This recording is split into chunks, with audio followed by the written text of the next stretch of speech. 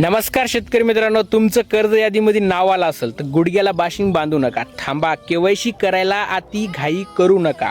उदाहरण, तुम्ही 90,000चं कर्ज उचललेलं असेल तर तिथं रक्कम हे व्याजासकट आहे का हे पहिल्यांदा चेक करा, त्याच्यानंतरच केवायसी करा. नाहीतर बँकला जाऊन चौकशी करा.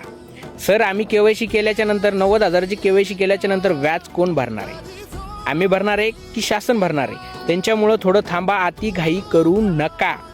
आणि सर्व शेतकऱ्यांना एकच म्हणणं आहे की आता 2-3 यादी लागलेले आहेत. सर्व शेतकरी कर्ज यादीमध्ये बसणार आहेत आणि सर्वांची यादीमध्ये नाव येणार आहे. तर आधार कार्ड घेऊन बँकला आणि CSC सेंटरवर जाऊन चक्रा मारणे, साहेब आमचं नाव आलं का, साहेब आमचं नाव आले का बघा म्हणून, तर काही घाई करू नका. जेवढं होईल तेवढं हे व्हिडिओ शेअर करा. मला फॉलो नाही केले तरी चालेल, मला लाईक केले नाही तरी चालेल, पण माझ्या सर्व गोरगरीब शेतकऱ्यांचं नुकसान होऊ नाही.